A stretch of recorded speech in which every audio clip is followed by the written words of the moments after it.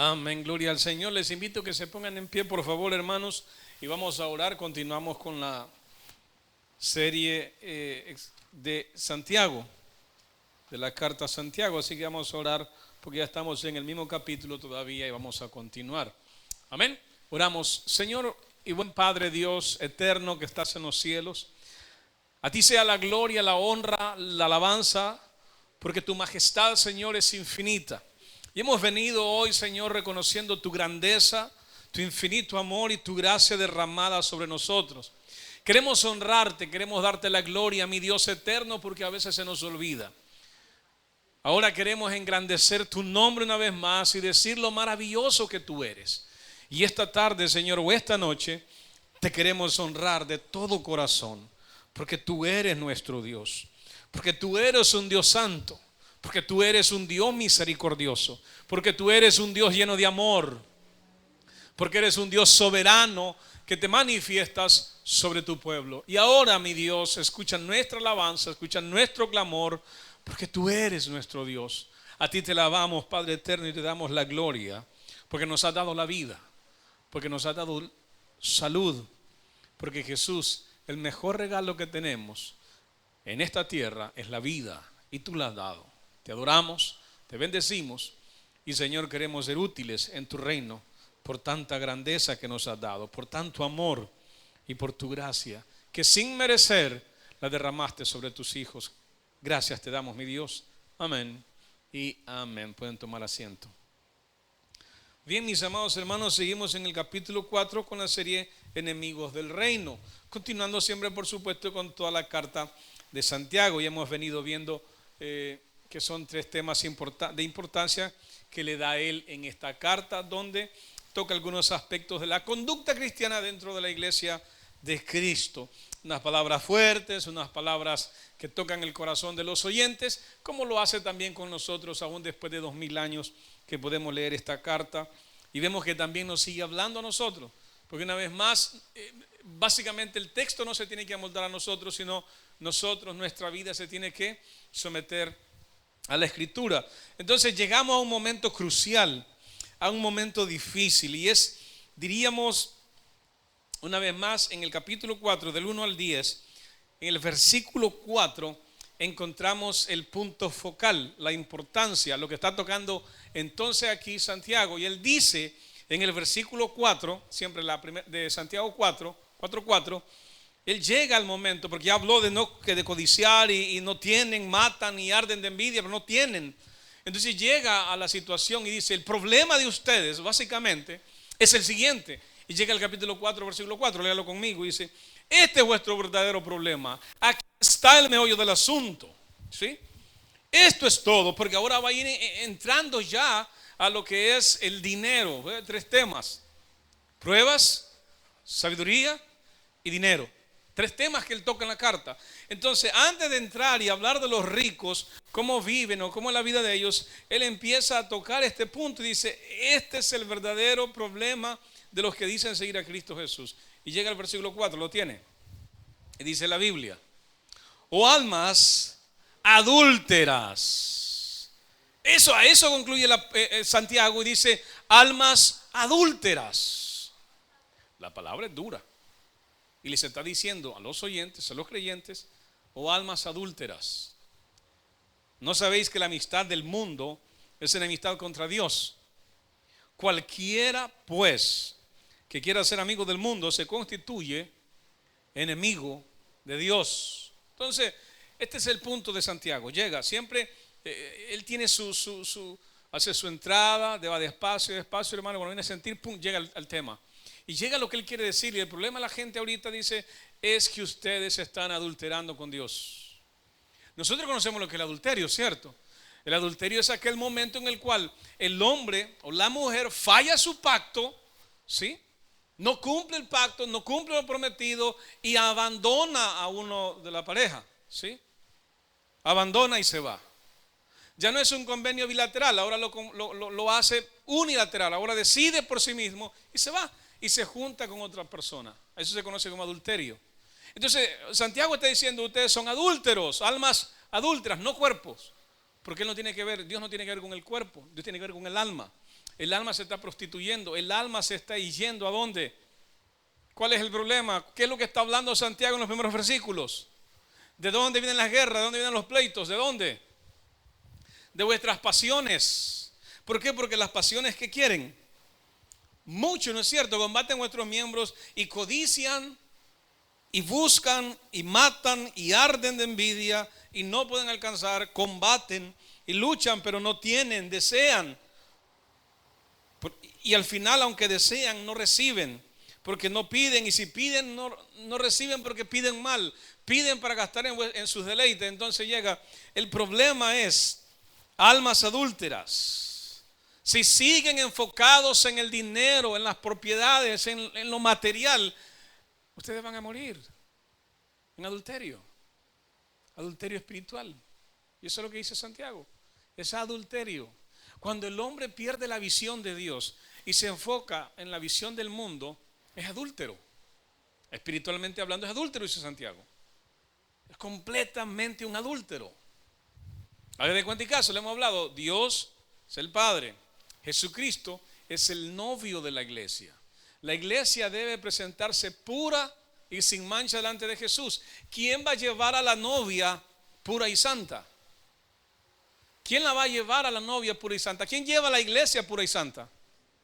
El Espíritu Santo. Esa es la obra del Espíritu, mantener al ser humano santo, a los creyentes santos. Entonces, la iglesia debe llegar santa, solamente ataviada. ¿Para quién?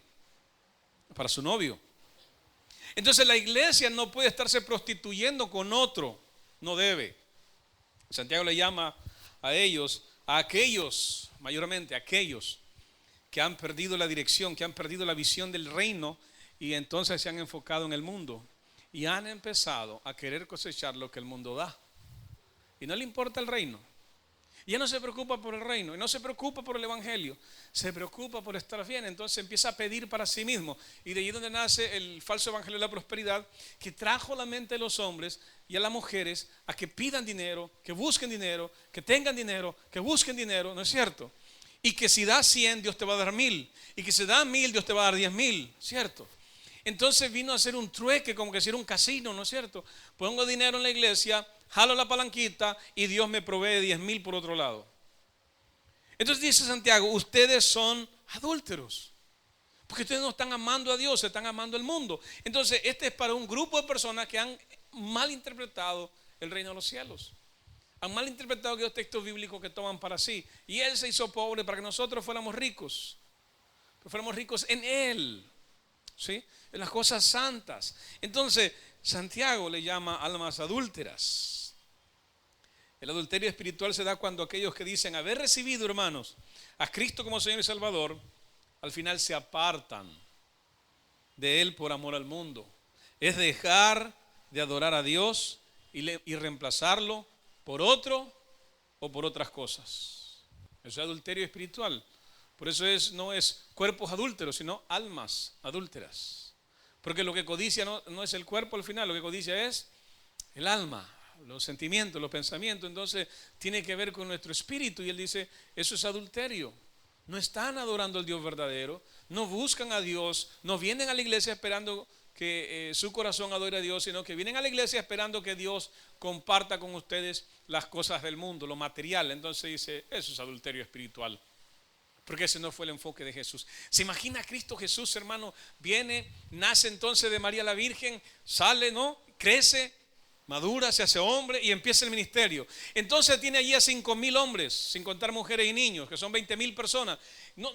Jesús nunca dijo, bueno, vamos a ver estos hermanitos, ¿qué tenemos para darle a los hermanitos? Nada, Jesús, apenas tenemos todo. No, comida no, démosle dinero a la gente. ¿Quién trae dinero? Entonces hubieran sacado el dinero y hubieran dicho, muy bien, repartamos dinero a la gente.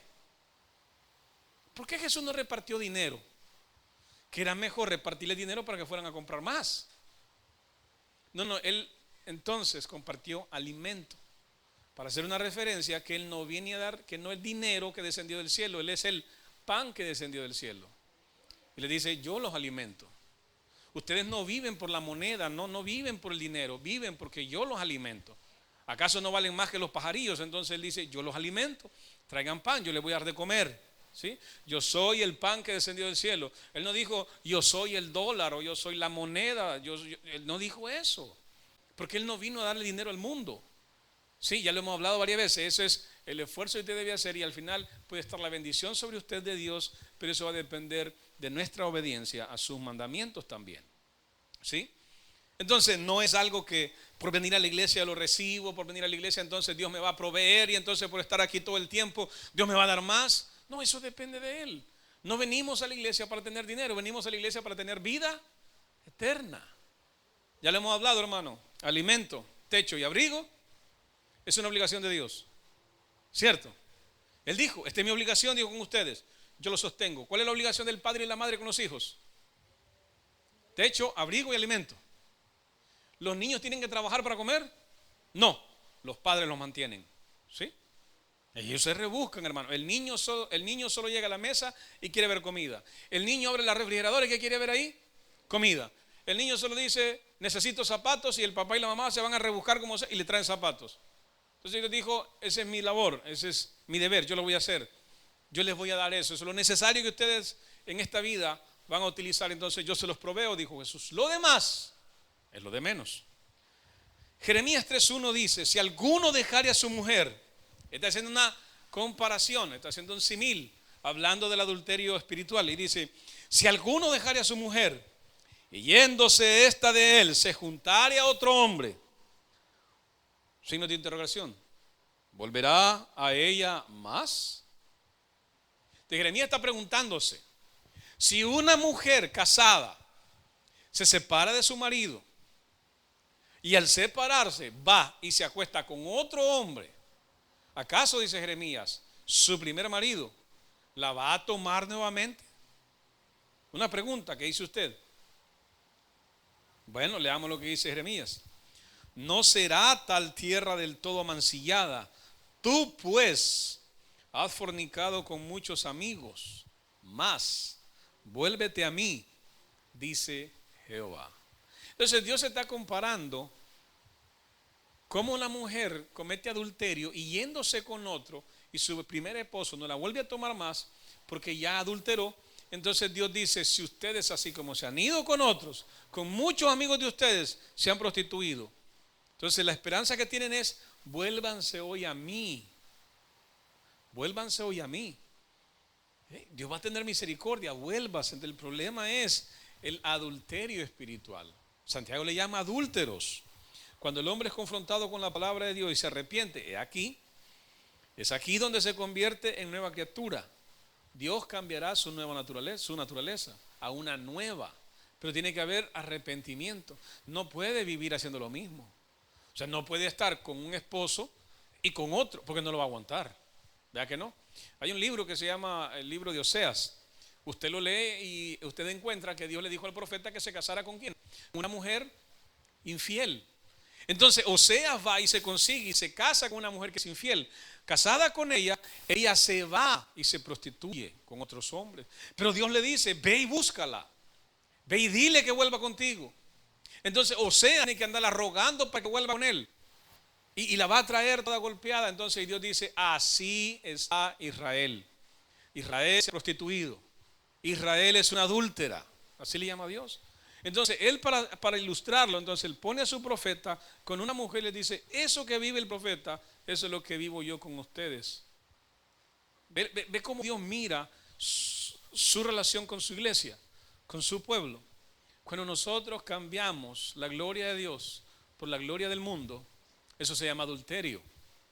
Cuando nosotros estamos amando más la riqueza, eso se llama adulterio. Note, no es que usted pueda vivir y trabajar y hacer cosas, es cuando usted ama y se preocupa y se desvive por ello. Yo le puedo hacer una pregunta y usted se va a dar cuenta dónde está su mente. ¿Usted se preocupa más por agradar a Dios o por tener todo en la vida? Usted tiene la respuesta. Entonces, si su preocupación siempre es tener todo en la vida y se rebusca para hacerlo y lo anda en la mente, cómo va a hacer negocio mañana, cómo va a trabajar, cómo va a ganar, cómo va a incrementar, entonces ahí está su corazón. Pero si usted se levanta por las mañanas y dice: Señor, yo quiero tener un día en paz contigo, yo quiero servirte, muéstrame el camino, lleva personas a mi vida que yo las pueda enseñar, dame paz, dame paciencia, ¿cómo puedo servirte en la obra? Señor, ayúdame, ¿qué puedo hacer en la iglesia? ¿De qué manera puedo ser útil? Entonces usted está viviendo por el reino. ¿Me explico? Entonces usted sabe dónde está. Si en todo el día no piensa en el reino, usted sabe dónde está. O sea, yo no tengo que decirle, usted sabe dónde está. Entonces Santiago a ellos, estas personas, le llama adúlteros espirituales. Han fallado a Dios, se han prostituido con otro o con otra o con otras cosas, sea material o con el mundo o con Satanás. Recuerde, si no soy de Jesús, ¿de quién soy? De Satanás. Entonces quien me está jugando todo, ¿quién es? Satanás. Puede que llegue un momento donde Dios diga: jugadito ya no, váyase con su esposo. Satanás. ¿Me explico? Entonces vamos a ver ese pasaje también. El hombre ya no desea más el mundo, sabe que este es pasajero, cuando entiende que debe arrepentirse. Entonces nosotros podemos pensar, hermano, el mundo es pasajero, y eso debe estar en nuestra memoria. El cielo y la tierra pasarán, pero mis palabras no pasarán. Eso significa que el mundo es pasajero, pero no solo el mundo es pasajero. El problema es que yo estoy de paso, hermano. El problema es que usted está de paso. No nos llevamos nada. Y eso es impresionante, no llevamos nada. Y lo que pudo haber disfrutado, gustado en esta vida, hermano, no le sirve de nada en la otra vida. Porque el recuerdo no es como el de hoy, que usted se va a acordar de lo que hizo anoche, o cómo disfrutó ayer, o cómo disfrutó hoy por la mañana. No lo va a tener. Entonces lo más importante es reconocer que el mundo es pasajero, pero las palabras de Dios nunca van a pasar. Estas van a persistir, porque van a persistir en esta vida y van a permanecer en la vida eterna, porque son palabras eternas. Entonces con eso en la mente uno puede cambiar la dirección de la vida que uno lleva, ¿no? La mente del cristiano debe estar preocupado por lo celestial y no por lo terrenal. Entender que lo terrenal es lo básico, mi carne lo necesita, pero no mi alma, porque mi alma no pertenece aquí, mi alma pertenece en el cielo. Dios me creó eterno, ¿sí? O más bien sería: Dios me creó para ser inmortal, no eterno. Eterno es Dios. Él me creó para ser inmortal, nunca morir. Eso no significa que no pueda morir, ¿sí? Si Dios quiere, puedo morir a una eternidad, porque soy inmortal. El único que no muere es Dios. Los ángeles son inmortales, la creación es inmortal, pero el único eterno es Dios. Él existe desde el principio y Él existe por el final. Nunca va a desaparecer. Eso no significa que nosotros podamos ser como Él. Ahora, Colosenses 3:2 dice: poned la mirada en las cosas de arriba, no en las de la tierra, porque habéis muerto. Y vuestra vida está escondida con Cristo en Dios. Entonces, Pablo en Colosas les dice: miren, hermanos, ustedes tienen que saber esto, tienen que entenderlo. Al final nosotros ya no somos de esta vida. Por lo tanto, piensen en las cosas de arriba. ¿Qué es lo que van a tener? ¿Qué es lo que Dios les va a dar? ¿Qué es lo que han cosechado? ¿O qué es lo que Dios les va a proveer? Entonces, piensen en las cosas de arriba, no piensen en las cosas de la tierra. Y es aquí donde nosotros entendemos dónde estamos, hermano. Es aquí donde usted sabe dónde está. O está al lado del reino, o está al lado del infierno. Entonces dice: lo que tú pienses, eso determina quién eres, ¿cierto? Entonces nosotros pensamos lo de las cosas de arriba. La razón, hermano, porque yo no pienso en las cosas de la tierra, o porque yo más bien no debería pensar en las cosas de la tierra. Debo utilizar las cosas de la tierra. Un ejemplo, hermano, la computadora nos ayuda. Usted no tiene idea. A mí la computadora para hacer sermones me ayuda muchísimo. Olvídese, hermano, yo no sé cómo haría si estuviera en otra época, por la premura en la que vivimos. No sé cómo sería en una época donde no hubiera ni computadoras, ni televisión, ni teléfonos celulares. Yo no sé cómo sería la vida. Claro que la viviríamos, ¿no? Pero sería un poco más difícil. Claro, la vida es más desacelerada también fue en esa época. Ahora la vida es más acelerada porque todo lo tenemos en la mano. Pero es de gran ayuda. Entonces, ¿cómo utilizamos los recursos que tenemos? ¿Cómo los valoramos y cómo los vemos? Los vemos para, como decíamos el domingo, hermano, lo vemos para darnos un nombre, ¿cierto? Yo estoy queriendo hacer una prueba. Si me funciona, después les digo. Pero nosotros, hermano, adquirimos valor en base a las cosas que tenemos. Si las cosas son caras, es el valor que tenemos. Si las cosas son baratas, nos creemos que es el valor que tenemos. Hay una gran diferencia entre ponerse la ropa del callejón para algunos con la ropa de los moles. Hay diferencia. El problema ¿dónde radica? En el corazón, en la desvalorización como persona, como ser humano. ¿Me explico? Entonces no tendría que ser así, porque el valor no lo da las cosas que utilizamos. El valor lo dio Cristo Jesús. Hay dos: inconversos, cristianos, ¿sí? Entonces, ¿quién tiene más valor? Bueno, gracias a Dios tiene más valor el cristiano, porque Dios creyó en él y derramó su sangre, el Hijo, por estas personas. Entonces el valor es mayor. Ahora, ¿por qué no debemos entonces buscar las cosas terrenales? Porque Pablo dice, porque habéis muerto, hombre, ¿sí? Y no resulta que ya morimos, pues. ¿Cuándo morimos? En la cruz. Dice, con Cristo estoy juntamente crucificado, ya no vivo yo, mas Cristo vive en mí, y lo que ahora vivo en la carne, lo vivo en la fe del Hijo de Dios, que murió y se entregó por mí. Y en Romanos 6 dice que fuimos sepultados y muertos juntamente con Él, y resucitamos juntamente con Él. Entonces murió el hombre viejo, murió el hombre que adoraba el mundo, murió el hombre que vivía por el mundo, murió aquel que trabajó para ganar el mundo, pero se dio cuenta que lo que estaba haciendo era perdiendo su alma. Entonces decidió morir, y ahora resucitó aquel hombre que ya no piensa en lo terrenal, sino en lo celestial. Y Pablo por eso dice, poned la mira en las cosas de arriba, no en las de la tierra, porque habéis muerto. Ya estás muerto y tu vida está escondida en Cristo Jesús. Y lo único que vas a pensar es en el reino de los cielos. Por eso es que no podemos adulterar de manera espiritual. No debemos. Viva lo normal, pero viva pensando que todos los recursos que usted tiene, de qué manera van a ser útiles en el reino de los cielos. ¿Me explico? O sea, todo lo que usted tiene, ¿cómo va a ser útil en el reino de los cielos? ¿Cómo puede utilizarlo? Sus habilidades, recursos, todo eso tiene que pensar, hermano. En el reino, en lo de arriba, en lo celestial, en Cristo, en el Padre, en el Espíritu Santo. En eso hay que pensar.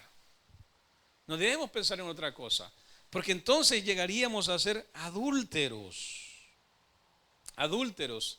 Ahora, sin embargo, vemos un reclamo por parte de Santiago a los hermanos que están en el imperio, a los cuales él les llama adúlteros, porque son infieles, pues no honran a Dios como deben hacerlo, sino que están buscando más lo terrenal. Esta fue la misma palabra que Jesús utilizó para aquellos que decían amarle, servirle y hacer su voluntad, pero que en la realidad buscaban su propio provecho. Y lo puede ver usted en unos pasajes que vamos a leer enseguida. Decían esperar al Mesías, sin embargo, cuando lo tuvieron frente a ellos, lo que hicieron fue rechazarlo. Vea lo que dice Mateo 12:39. Amaron más las tinieblas que la luz estas personas, porque sus obras eran malas. Por esa razón Jesús les refirió las siguientes palabras. Vea Mateo 12:39. Estos no eran verdaderos, estos eran falsos, pero ellos creían de que le servían a Dios en su mente nada más, porque en su realidad se servían a ellos mismos. Mateo 12:39, ¿lo tiene? Dice la Escritura, Él respondió y les dijo, la generación mala y adúltera. Ya dijimos lo que es adúltero, ¿no es cierto? Estos estaban por un lado proclamando que adoraban a Dios, pero su realidad era otra. Estaban amando el ¿qué? El mundo, el bienestar, ¿sí? Devoraban las casas de la viuda, les dijo Jesús. Ustedes devoran las casas de la viuda y después que le han robado todo, van y se paran y hacen largas oraciones. Señor, bendice a la viuda, pues ya le robaron todo. Eso es hipocresía. Entonces ustedes no están adorando a Dios de verdad, ustedes se sirven a sí mismos, no sirven a Dios. Entonces la generación mala y adúltera demanda señal, pero señal no será dada sino la señal del profeta Jonás. En Marcos 8:38 dice, porque el que se avergonzare de mí y de mis palabras en esta generación adúltera y pecadora, el Hijo del Hombre se avergonzará también de él cuando venga en la gloria de su Padre con los santos ángeles. Entonces Jesús está diciendo a todos, miren, todos los que me siguen, si por miedo a estos adúlteros pecadores me niegan, no llegan al cielo. Se avergüenzan de mis palabras, no llegan al cielo. Porque no vale la pena, hermano, por una generación adúltera yo terminar en el infierno condenado. Entonces, esta es una generación adúltera y pecadora, dijo Jesús. Por lo tanto, aquel que se avergonzara de mí y de mis palabras, en esta generación adúltera y pecadora, el Hijo del Hombre se avergonzará también de él cuando venga en la gloria de su Padre en los santos ángeles. Tuve una oportunidad maravillosa ayer, me invitaron a hacer una examinación de pastores. Bueno, hermanos que están examinándolos para ordenarlos como pastores. Y le hacíamos una serie de preguntas, ¿no? Nos permitieron preguntar lo que no nos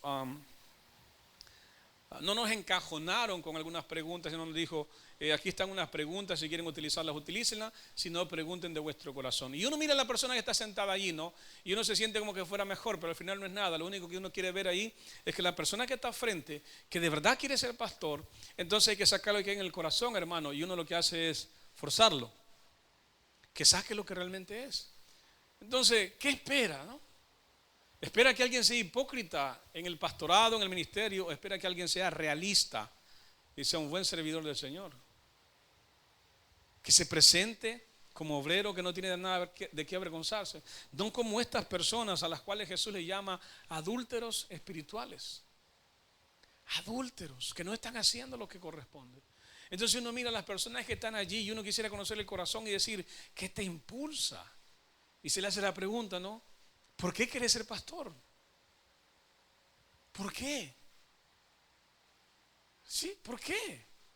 Entonces tiene que saber qué contestar, no por nosotros, por él mismo. ¿Por qué uno no va a estar ahí?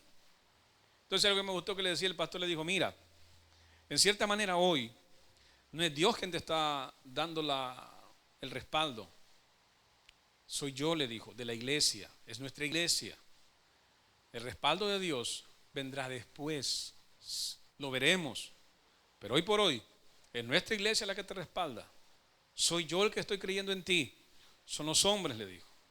Así que demuestras que es Dios quien te ha llamado. Me gustó lo que le dijo, porque lo que uno puede hacer o decirle, hermano, ahora de aquí en adelante usted es pastor, ¿sabe quién lo dijo? El hombre. Lo que queremos ver es que sea Dios, ¿no? Que no sea un alma adúltera que solo vino, buscó su conveniencia, entonces después salió la luz lo que había en el corazón. Pero ya es tarde, ¿por qué? Porque ya lo hicieron. Los hombres le dieron la señal, los hombres le dieron su brazo, ¿no es cierto?, para que lo haga. Y Jesús cuando los mira dice, bueno, ustedes son una generación mala, perversa. Y cualquiera que se avergüence de mí, dice Jesús, o de mis palabras, por causa de esta generación adúltera y pecadora, yo también me avergonzaré de él. Entonces vemos una peculiaridad. Santiago está utilizando la misma palabra. Los discípulos están acordándose, aquellos que conocieron y han oído la historia de Jesús y saben que Jesús había dicho eso. Entonces Santiago está repitiendo lo que su medio hermano dijo tiempo atrás. Le dijo, generación adúltera, ¿cierto? Se prostituyen. Mientras más deseen el mundo y las cosas que en él están y continúen despreciando a Dios y darle la gloria a Dios, se convierten en enemigos totalmente de Dios.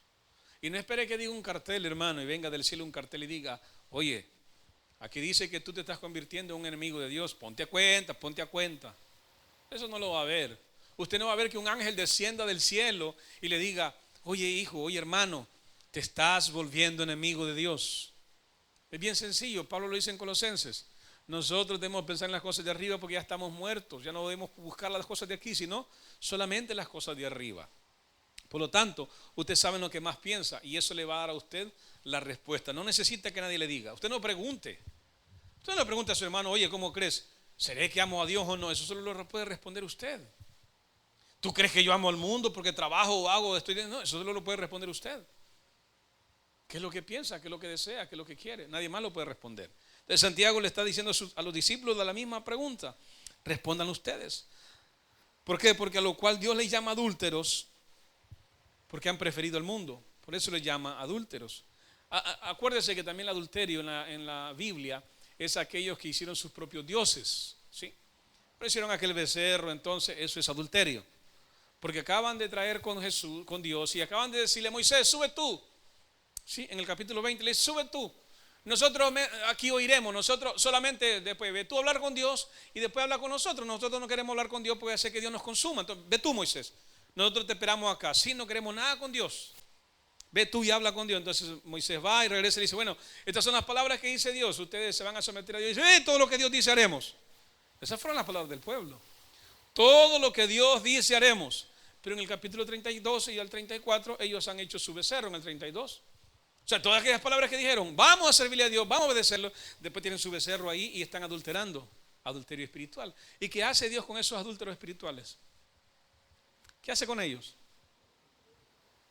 Llega Moisés, desciende del monte Sinaí, quiebra las tablas, ¿y qué hace? ¿Quiénes están conmigo? Dice Moisés, sáquense conmigo. Y todos los levitas se acercaron a Moisés y dijo, tomen su espada y mate cada uno a su hermano. Todo aquel que fue adúltero espiritual. Entonces los levitas vinieron y mataron a todos aquellos que estuvieron adorando al becerro. Y dijeron, hoy se ha quitado la abominación de Israel. ¿Ve? Eso es adulterio espiritual. Hicieron su propio Dios, adoraron otro Dios, el cual no era Él. El mundo se convierte en un Dios. Tenga cuidado cuando está adorando algo que no es Dios. Pensémoslo bien.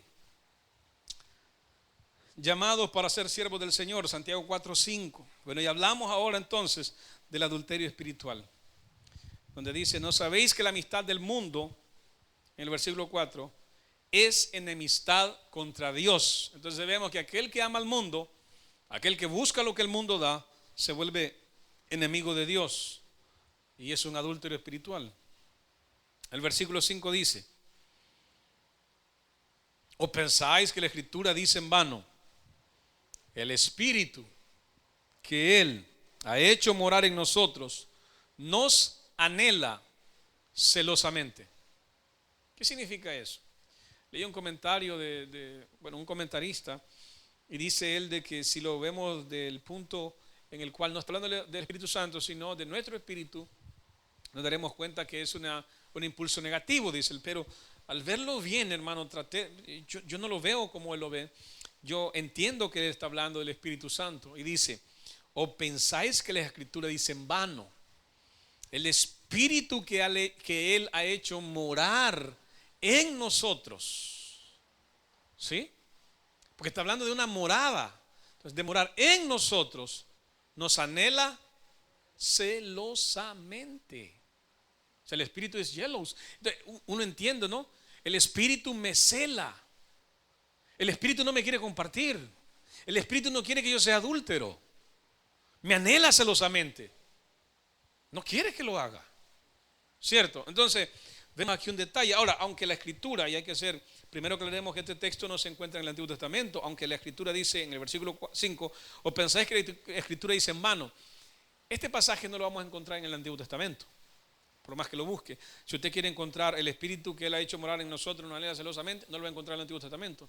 Lo que está tratando de entender Santiago es que se deduce de todas las enseñanzas del Antiguo Testamento, que el Espíritu va cuidando del hombre, lo va guardando y lo anhela celosamente, lo cuida para su Dios. Recuerde, el Espíritu, la labor del Espíritu es conducir a la iglesia hacia Cristo, al encuentro con su Dios, al encuentro con el esposo. Entonces, ya, eso no se encuentra allí, eso lo deduce usted en todas las enseñanzas del Antiguo Testamento. Ahora, volviendo al punto, en 1 Corintios 3:16, para hablar de la morada y entender lo que es el Espíritu Santo, el que nos anhela celosamente, dice en 1 Corintios 3:16, ¿no sabéis que sois templo de Dios y el Espíritu de Dios mora en vosotros? Entonces, las dos palabras, la palabra que usa Santiago para morar no es la misma que la que usa en 1 Corintios el apóstol Pablo. Sin embargo, creo que está hablando de lo mismo, porque Pablo está hablando de que somos templo del Espíritu, por lo tanto el Espíritu mora en nosotros. Jesucristo dijo que no nos iba a dejar solos, sino que enviaría un consolador que no solo viniera fuera de nosotros, pero también estuviera en nosotros, ¿sí? No fuera de nosotros, pero también en nosotros.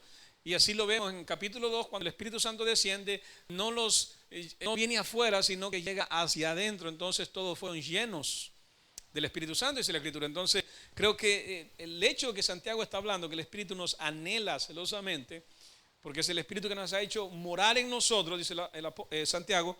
Entonces vemos que básicamente es lo mismo que dice el apóstol Pablo acerca de que el hombre, el ser humano, es morada del Espíritu Santo. Es habitación del Espíritu. Somos el templo y hay que cuidarlo. Efesios 2:22 dice, en quien vosotros también sois juntamente edificados para morada de Dios en el Espíritu. ¿Sí? Porque vosotros también sois juntamente edificados para morada de Dios en el Espíritu. Entonces Dios viene en el Espíritu, yo soy edificado para que Él haga morada en mi vida. Entonces está hablando básicamente de que el Espíritu vive en mí.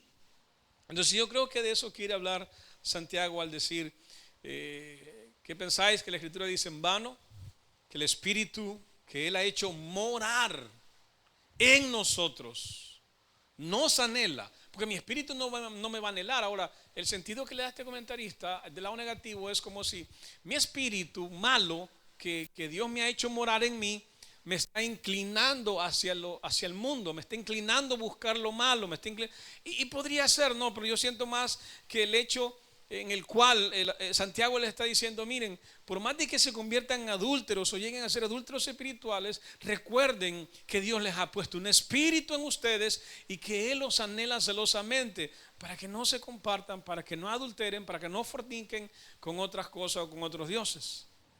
Dios les ha puesto ese espíritu y deben entenderlo.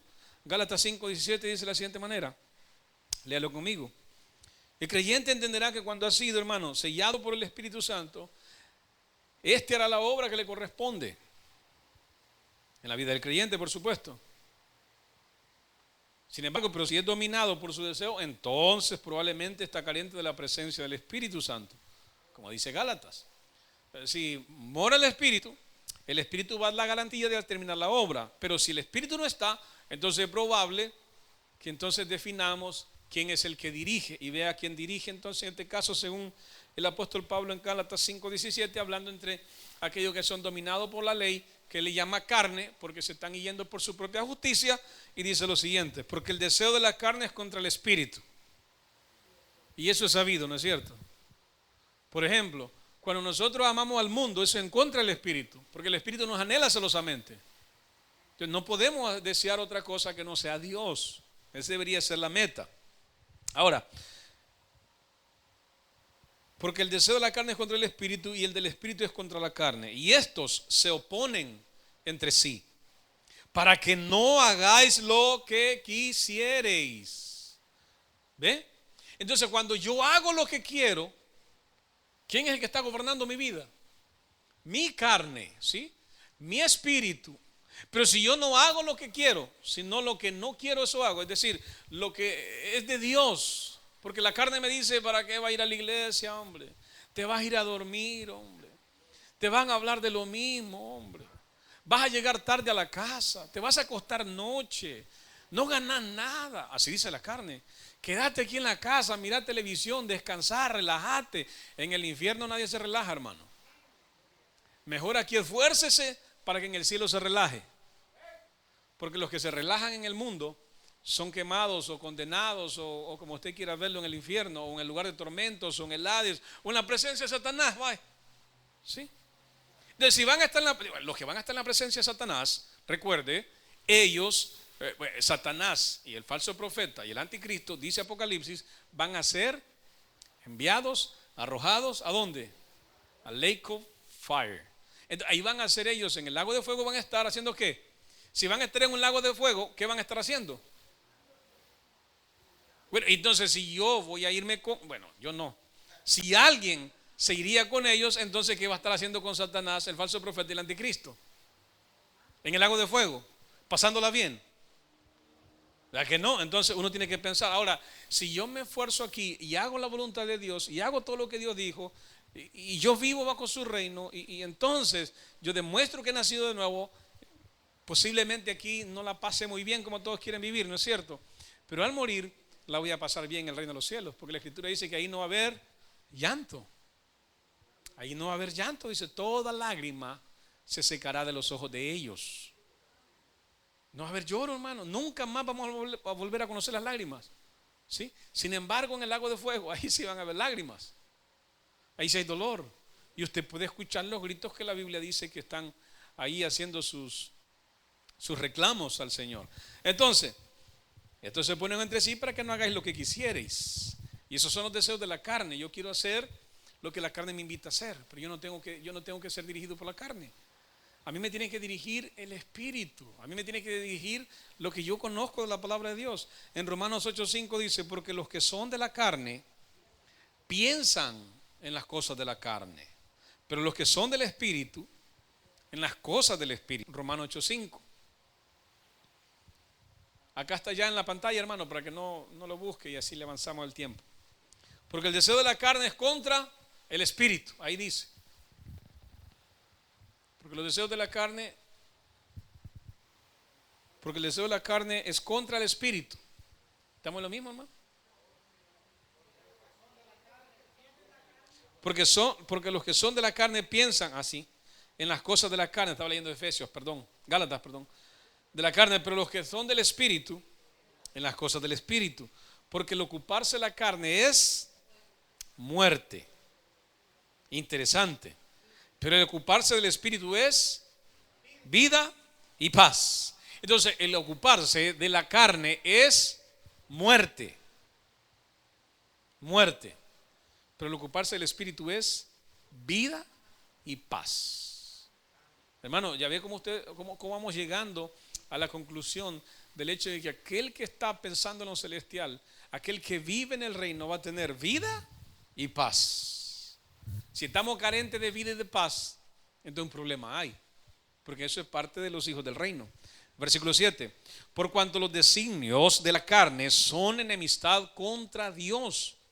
Entonces ya Santiago habló de ello. Dijo él, Santiago le dice de esta manera: porque el que ama al mundo, porque el que ha adulterado, porque el que busca, como dice él allí. ¿No sabéis que la amistad del mundo, dice Santiago, es enemistad con Dios? Es enemigo de Dios. Y Pablo dice: por cuanto los designios de la carne, esos deseos, eso de buscar al mundo, eso de amar al mundo, él le llama designios de la carne, son enemistad contra Dios, porque no se sujetan a la ley de Dios, ni tampoco pueden. Y los que viven según la carne no pueden agradar a Dios. No pueden. Piense, hermano, si alguna vez usted ha deseado ayudar a hacer algo o agradar a Dios y se ha dado cuenta que no puede. Piense en aquellas personas que pasan ese mismo estado en el cual ellos no pueden agradar a Dios, porque su vida los está llevando a realizar las cosas que quieren. Piense, es que no pueden, dice el apóstol Pablo, ellos no pueden, pues no están llenos del Espíritu, no tienen vida, no tienen paz. Versículo 8, y los que viven según la carne no pueden agradar a Dios, mas vosotros no vivís según la carne, sino según el Espíritu. Si es que el Espíritu de Dios mora en vosotros. Y si alguno no tiene el Espíritu de Cristo, no es de él. Por eso Santiago dice: hermanos, el Espíritu que Dios ha hecho morar en nosotros nos anhela celosamente. Entonces Pablo dice: no, es que miren, si vivís según la carne, y si vivís según el Espíritu, si es que el Espíritu mora en vosotros, entonces si alguno no tiene el Espíritu de Cristo, no es de él, porque no hay nada adentro que lo impulse a no hacerlo. El Espíritu es el que nos anhela, el que dice: no lo hagas, no vas a ir, no lo vas a hacer, tienes que estar donde yo quiero que estés. Entonces, como no está el Espíritu, hermano, no puede agradar a nadie, no puede agradar a Dios. ¿Y cómo lo va a hacer si no hay nadie que le ayude? Mas vosotros no vivís. Versículo 10, pero si Cristo está en vosotros, el cuerpo en verdad está muerto a causa del pecado, mas el Espíritu vive a causa de la justicia. Pablo dice bien sencillo: miren, si ustedes ya son salvos, dice Pablo, vuestro cuerpo ya se murió. Ya ustedes ya no andan pensando en el mundo, ya ustedes ya no están pensando en la carne, ya ustedes no están pensando en vivir para ustedes mismos, ya no, porque vuestro cuerpo ya murió. Entonces Pablo dice: facilita la cosa, hombre, porque Dios comenzó la obra, Dios la termina. Entonces dice él: y si el Espíritu de aquel que levantó de los muertos a Jesús mora en vosotros, el que levantó de los muertos a Cristo vivificará también vuestros cuerpos mortales por su Espíritu que mora en vosotros. Entonces Pablo lo mira de una forma simple, la obra del Cristo. El Espíritu Santo la perfecciona, dice, y todo aquel que tiene el Espíritu Santo no se preocupa, hace la obra de Dios, hombre, y piensa en lo celestial, no piensa en lo terrenal más. Para lo terrenal ya murió. ¿Ya para qué? Ya no pertenece a este mundo. ¿Qué debe estar esperando el cristiano? Su redención. Cristo, ven ya, llévanos. Queremos irnos a tu presencia. Entonces ya empieza a pensar por lo del cielo. Señor, dame mis coronas. Entrégame mis galardones. Si es que hay alguno. Porque si no hay nada, hermano. Esa es una buena pregunta. Otra pregunta que hay que responder. ¿Qué estoy haciendo yo por el reino? ¿Qué estoy haciendo por el reino? ¿Qué hacemos por el reino? ¿Qué hacemos por el reino? Es una buena pregunta, ¿no es cierto? Si a usted, como estos hermanos que se les estaba examinando para ver si estaban adecuados para el llamado al ministerio, porque tiene que ver si tiene conocimiento, si tiene madurez espiritual, si tiene templanza, si su carácter es adecuado para tratar con las personas, si no es contencioso. Bueno, empiezan todas aquellas prohibiciones que la Biblia dice, y además aquellas características que se esperan del siervo de Dios. Si a usted lo tuvieran que examinar de la misma manera y lo sientan y le hicieran preguntas como estas: ¿tú amas al mundo? Usted dice: no, no amo al mundo. Demuéstrame de una forma sencilla que tú no amas al mundo. Y danos ejemplos básicos de tu trabajo y entrega por el reino de los cielos. ¿Qué has hecho por Dios? Porque si nosotros logramos entender de que tú mereces un premio, creeríamos de que Dios te va a dar un premio, pero muchísimo mayor. Porque si nosotros como hombres vemos el trabajo que haces, imaginémonos todo lo que puede hacer Dios, que conoce tu corazón, te dará mucho más. A ver, convéncenos. ¿Qué has hecho por Dios? Enumera todo lo que has hecho por su reino. Enumera todo lo que has hecho por su evangelio. Vamos, dinos. Queremos escucharte. Comienza. ¿Qué diríamos? Bueno, yo un día recogí la basura en la iglesia. Vamos, le van a hacer. Estamos hablando en serio. ¿Qué has hecho por Dios? Bueno, un día pues yo pinté la iglesia. Estamos esperando que nos digas algo del reino. ¿Cómo fue tu trato con los hermanos? ¿De qué manera serviste a tus hermanos? ¿Cuántas veces les predicaste? ¿Cuántas veces les ayudaste en sus necesidades? ¿Qué has hecho por el reino? No es cuidar la estructura. Eso es parte de, para estar dentro. ¿Sí? Piense. Entonces, imagínese por un instante, hermano. Y esas son preguntas que uno debe estarse contestando. ¿Realmente en mi mente está el reino de los cielos o el reino de este mundo? ¿Cuál quiero ganar? ¿Qué es lo que deseo más? ¿Este reino o el reino de los cielos? ¿Por cuál me preocupo más? ¿Por cuál? ¿Por cuál estudio más? No me van a olvidar las palabras de aquel hombre que me dijo: no, hombre, estás perdiendo tu tiempo a estudiar Biblia, me dijo.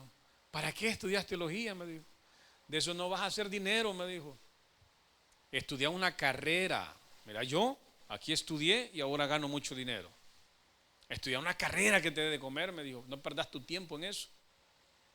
Ellos lo ven como pérdida. ¿Por qué? Porque su mente y su corazón está en el mundo. Ganar, conseguir, hacer un imperio. No es al revés, hermano. Buscad el reino de Dios y su justicia. Es adquirir conocimiento de Dios. Ese es el reino. Adquirir conocimiento de Jesús. Porque el conocimiento me va a llevar a su presencia. Porque entre más lo conozco, más me someto a Él. Entre más sé quién es Jesús, entre más entonces yo me someto a su voluntad. Pero si yo no conozco a Jesús, si yo no conozco su voluntad, si yo no sé lo que Jesús dice en su palabra, entonces ¿cómo yo puedo servirle a Dios? Sencillo. Esas son las preguntas.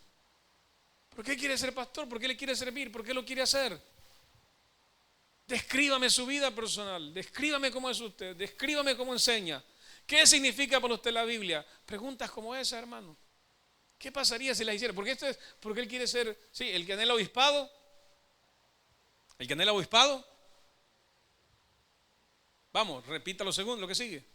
El que anhela obispado, buena obra desea. Pero es necesario que el siervo de Dios sea encontrado fiel, irreprensible. Y empieza, ¿no?, con una serie de características que debe tener. Hermano, los diáconos, aquellos que son servidores, tienen que tener las mismas. Vamos, entonces nosotros empezamos, ¿qué estamos haciendo por el reino? ¿Estamos amando el mundo más o estamos amando el reino más? ¿Me estoy entregando más al mundo o me estoy entregando más al reino? Porque no olvides las palabras de Jesús. No los quites del mundo, sino guárdalos de la influencia del mundo. Que no compartan lo que el mundo hace, sino que sean distintos, como yo, dijo Jesucristo. Así que mis amados hermanos, meditemos un poco en lo que estamos haciendo como cristianos. Santiago escribe a los hermanos de esa época, escribe a sus consiervos y le dice, o almas adúlteras. Ese es el detalle. La amistad con el mundo es enemistad con Dios. El amar al mundo es despreciar a Dios. Bien sencillo. Porque no podemos amar a dos, señores. Y más, en la próxima semana vamos a hablar que solamente hay dos bandos. No hay un término medio, no hay un término neutro. Es decir, yo pues aquí la llevo, hermano, pues no me hago ni para allá ni para acá, pero aquí la llevo, esperando que Dios me llame, esperando que Dios haga la obra. No hay término medio, no hay neutro.